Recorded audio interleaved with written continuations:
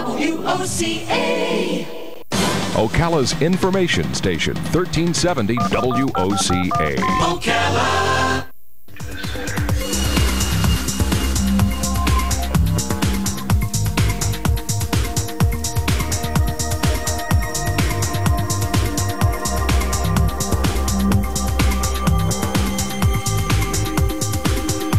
All right, 24 minutes before 9 o'clock. Nice looking Tuesday. I hope you're doing well. We're going to do today's debate show a little bit differently, and let me explain what and why. And looking forward to hearing what you have to say. The phone number you'll need to know if you want to participate in today's show is 622-9622. That is the WOCA Climate Control Source Hotline, 622-WOCA. If you're out of the area, you are also welcome to call. Make sure you know the area code. It's 352. So 352-622-WOCA. What I want to do today is ask you to limit your talking to 2 minutes. You can go less than 2 minutes, and you can call again. But I want to give everybody as much of a chance as possible, and I'm going to be as brief as possible so that you can get on the air. Today's broadcast is being recorded. We've done this before. We did it with the White House. We did it with a couple of times, right? Presidential debates. We don't do it that often. But we're going to record. Well, put it this way. We always record them, but we don't usually send letters with links to the recordings to our legislators. This is, I think, the third time we're doing this, okay? Right. So it's kind of an open broadcast / letter to our state legislators up in Tallahassee. I'm looking forward to hearing what you have to say about the Medicaid expansion debate up in Tallahassee. The reason I'm doing this is because this is probably the second most heated debate up in Tallahassee happening right now. There's lots of debates happening in Tallahassee right now. They're in session, and obviously a lot of back and forth, and this opinion, that opinion. But I say second most heated because I think the abortion bills that are being considered by our state legislators are probably the hottest, most heated debate going on right now. The reason I don't want to address that one in this way is, I mean, you're free on other days to talk about the abortion thing, but today let's stick to the Medicaid thing. Yes. The reason I want to do this way and not the abortion thing this way is because it's very hard to change somebody's mind about how they feel about these abortion issues. I think we should. I think we should try and change somebody's mind, but it's very hard. This other one, though, I think you might be able to give an intelligent argument, in your opinion, on the Medicaid expansion issue that just might make a difference, especially if you have a personal story. Okay, so that's why I wanted to do this. Now, if you have something to say, and you say to me, Larry, I know you're going to cut me off at 2 minutes. What I have to say is really going to take more like 3 minutes. Is that, and I'll say, okay, then you got it. Let me know in advance that you need more time. Otherwise, 2 minutes, I'm going to cut you off. I'm not trying to be rude. I'm just trying to make room for everybody, and that's why I need to shut up.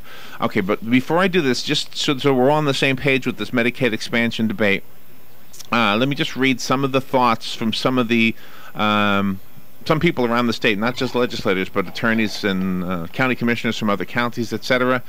And what we're doing today is, just in case you didn't quite get it, we're recording it. We'll put it up as a podcast. Anybody and everybody with internet connections will be able to download it. We will send letters to the entire legislative body up in Tallahassee. Each person, each one of those legislators will be addressed individually. Dear whoever, here's what we did this morning, and here's the link so you can hear what our listeners said about the Medicaid expansion debate. Okay, and then you have a say-so in Tallahassee by way of this show. Okay, so here we go. Tempers are hot and passions are running wild across Florida as the governor and legislature go back and forth, up and down, on the topic of whether or not to expand Medicaid expansion to all families under 138% of the federal poverty level, and every legal citizen under 100% of the federal poverty level, using federal funds. It has pit Democrats against Republicans, Senate against the House, and even the governor, Rick Scott, against the Speaker of the House, Will Weatherford, who is doing Marco Rubio's old job. The drama in Tallahassee and the concerns of the state are clashing, and the people are wondering who will benefit and who will not when this debate ends. I just read from the Huffington Post, by the way, just so you know where that came from. All right, a couple of real quick comments that were made by other people. The first one comes from Gary Gibbons, a Tampa attorney. He said the Florida legislature is so ideologically transfixed to be opposed to anything related to Obamacare that they can't say yes to federal dollars that would keep people healthy or alive. But it's worse than that. They want the money, but are foolish enough to think that they can create their own system that will function better than Medicaid. That's Gary Gibbons' opinion there. And that's kind of what I'm looking for from you. You can go 2 minutes, though, with it, unless you have like a personal story that you think will influence a legislator. That will take longer than 2 minutes. Pinellas County Commissioner Charlie Justice is quoted saying, the governor in this case is absolutely right. How can you look at the millions of people in Florida who could benefit from this and not take the opportunity to give them service and give them health care? Granted, the federal funds will start to decrease down to 90% after 3 years, but is 3 years of health care not worth anything? If you're sick, you can get to a doctor. If you're sick, can you get to a doctor today? Isn't that worth something? To be able to provide that basic level of safety net for these people, that is worth doing. That was a quote from Pinellas County Commissioner Charlie Justice. And I'll read one more from a school teacher down in Hillsborough County. His name is Russell Patterson. And this is what he said. He said, we need to do something rather than having people go to the emergency rooms for medical care. It would be much better and cheaper for our society, private industry, and hospitals if we had something like the Medicaid expansion so people can actually go to a primary care doctor when they have earaches, when they have sore throats, when their child has a high fever, rather than having to go to the emergency room and clog that up. Lots more are on the Huffington Post website. But I want to stop reading and allow you to talk. I promised myself I would stop talking at about the quarter till mark, and we're at 8:43 right now.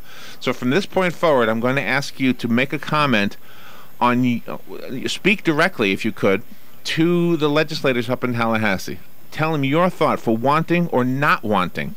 You can take either position. It doesn't matter. I want them to hear what you have to say. We will send a link to every single legislator. Mm-hmm. That link will take them to this broadcast, a recording of it, in other words, a podcast. And they'll be able to hear what you have to say. And and I am timing them for 2 minutes unless you ask me to please allow you to have 3 or 4 if you need it, okay? Try not to go over 4, though. All right, good morning. You're first. Yeah, good morning. Hi, Dick. Hi.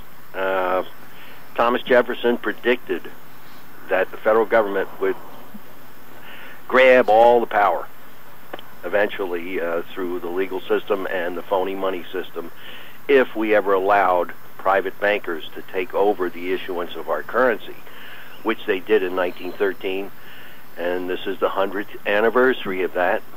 And because of the federal government's ability to create and borrow money from nothing, ad infinitum, they are seeking all power and control over every individual in the United States. And what better way to do that than through the so-called health care delivery system? And that's what Obamacare is all about. It's a dictatorial control scheme where nobody has any more privacy. Nobody has, this is a one-size-fits-all system, which is right out of the Communist Handbook. So, under the 10th Amendment, we, as the people of Florida, should resist this takeover, absolute takeover of the medical care delivery system. Thank you. All right, thank you. And just approach it kind of the way Dick did. He expressed his opinion. For those who just tuned in, you are actually speaking today to your Tallahassee legislators so they hear your thinking on the Medicaid expansion debate. That's what we're looking for specifically. Yes. Dick did it in his own way, and I'm looking forward to hearing your own way. Good morning. You're next. Yes. I would say to the legislators that the governor is on the right track at this time. I usually disagree with him, but I will say that, look, we got anywhere from 1 million to 2 million people without health care in this country, in this state, and that this is an opportunity, and it's not perfect, but it's an opportunity to address the needs of those people. And I would hope that, if the legislatures can come up with something better, which I doubt, then they need to do that. But those are that's billions of dollars that we can have access to in this state to address the needs of those people that need medical coverage. And I hope that they don't miss the opportunity, because in the long run, the citizens will be penalized if they jeopardize this. Have a good day. All right, thank you, Lenny. By the way, the podcast that we're putting together for this will be online and accessible to everybody by 2 o'clock this afternoon. Okay? Good morning. You're next. Good morning. My name is Mike, and I'm... this is really just to expand Medicaid more. It's just another step toward socialism, and we continue to reward people who abuse the system rather than trying to control what we have. We have to step back and say, you know what, we can only bleed this elephant for so long, and then it's going to die. And so I don't have a problem with the use of Medicaid to help people. But what I do have a problem with is the abuse that's being given. Like you said a few minutes ago, somebody going to the hospital emergency room because they have a sore throat. Okay, well, you know what? Maybe a little bit of take care of themselves a little bit better.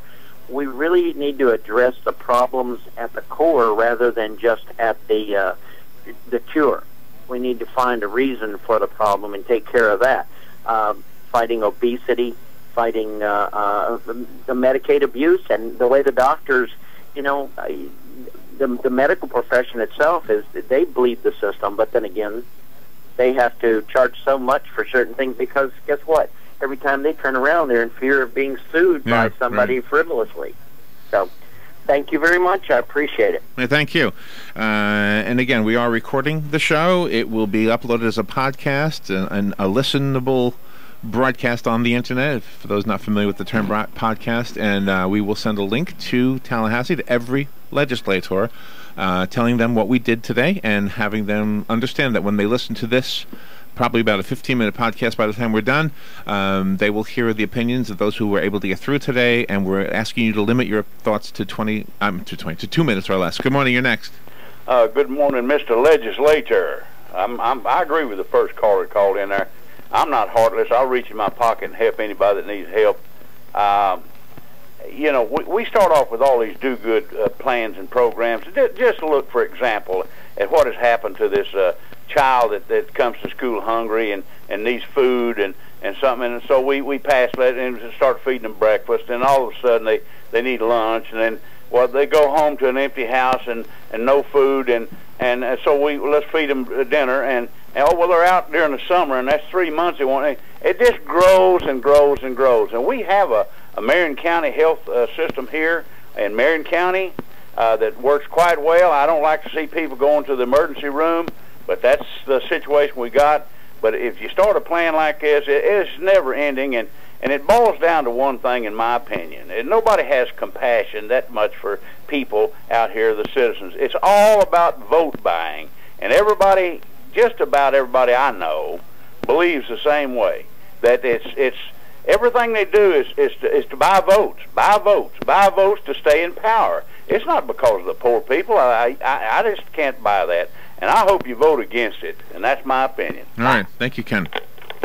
Rob, remember the first time we did this, we literally had to make a CD for every legislator. Yes, we did. So the internet is helping us greatly with this this time around, and we will do it this afternoon before 2 o'clock. Good morning. You're on the air. Good morning. The emergency room and other access to health care that people without insurance or Medicaid have is the most expensive way to get care to patients that there is. If we expand Medicaid, it's using dollars that we have already paid in taxes. It's bringing dollars back to Florida.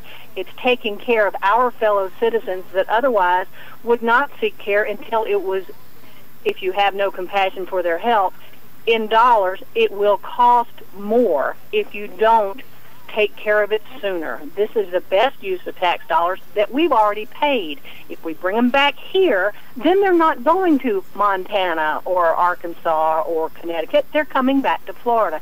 This is a good way to get our tax dollars back here to help Floridians. Thank you. There you go. And for the legislators that are listening to the podcast, just so you know, we, on a regular basis, every day, we do a debate here, and I believe these listeners that you're hearing have honed the skill. They have become very skillful at debating, and they're very intelligent. They often disagree. But intelligent disagreement is what debate is all about, and that's why we're hoping that this broadcast, this podcast, helps you to make a decision, especially if you're not sure. If you're one of those people who's just going to stick to your guns and you're not going to change your mind, then there's nothing we can tell you to make you change your mind. But if you're trying to make a decision, listen to the intelligent arguments on both sides. You've already heard both sides of this one, by the way. Then this hopefully will help. This is probably a good cross-sampling of what you're dealing with in your constituency, regardless of what part of Florida you represent. Good morning, you're on the air. Hey, good morning.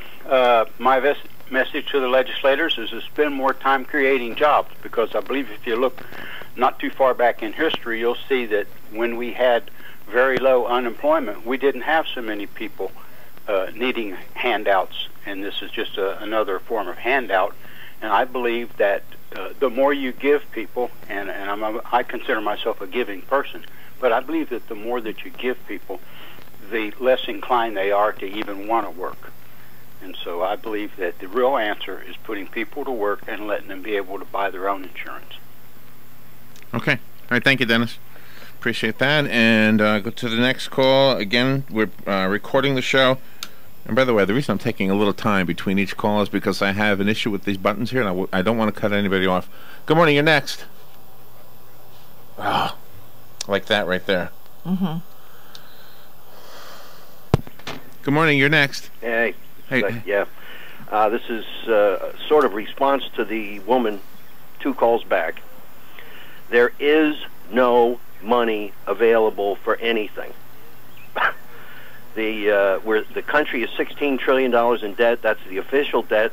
The real debt is probably, but I'm convinced, is between $100 and $200 trillion. All Obamacare is doing is hastening the day of reckoning. When an absolute monetary collapse occurs, history says it's going to happen.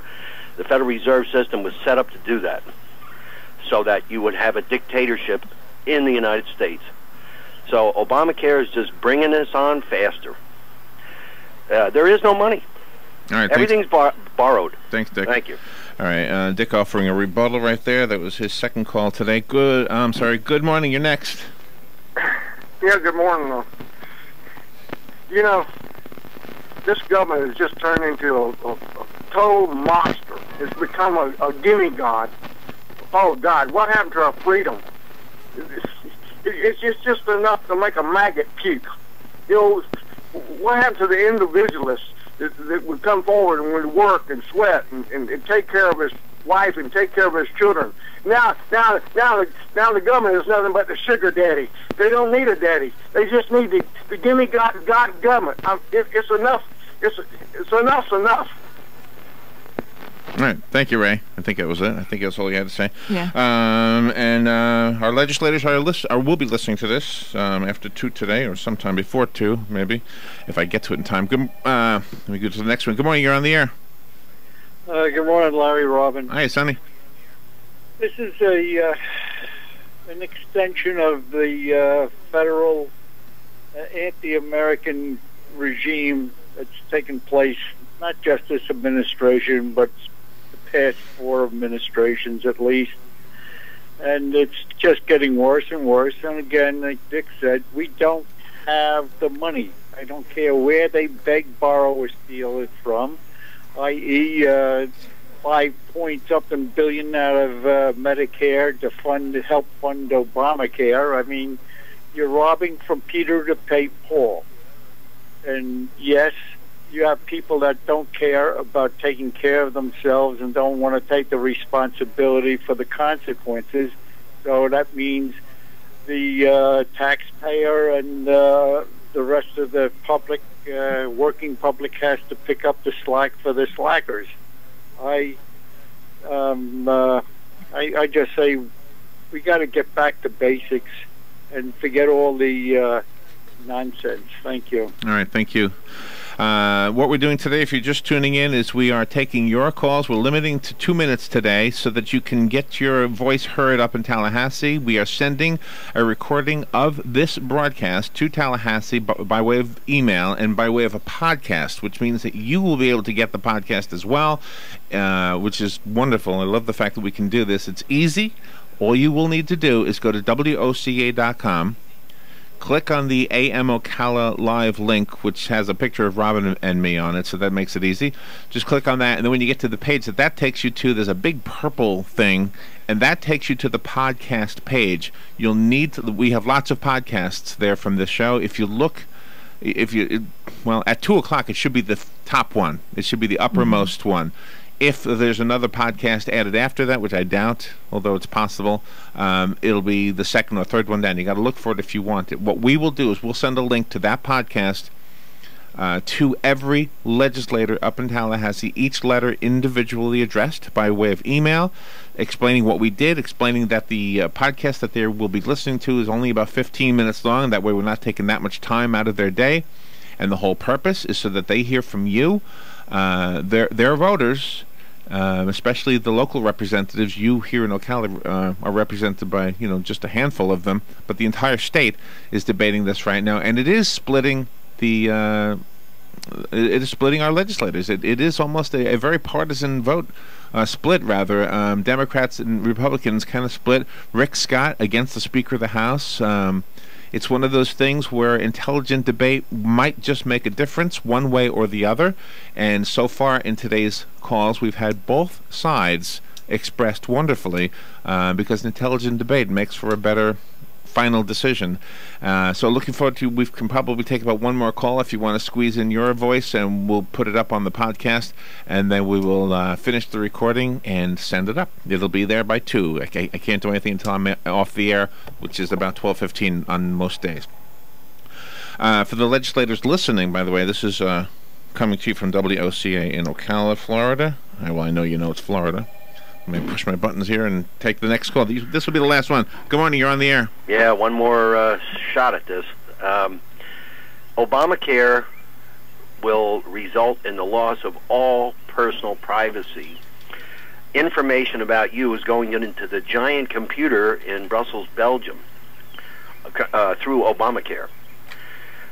Is this really what we want as a country? This is part and parcel of drawing the United States into a one-world government.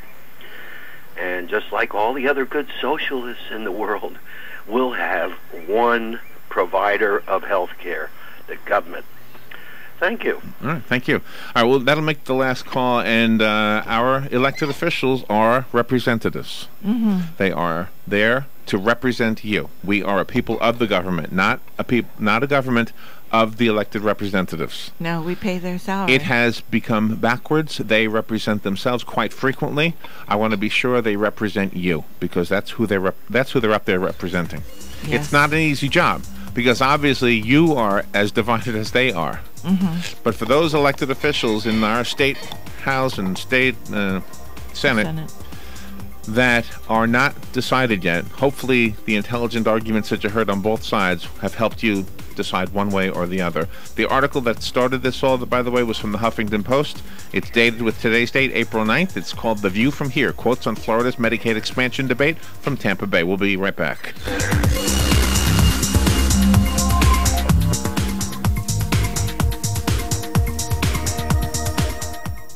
Ocala's information station, 1370 WOCA. Ocala. ABC News.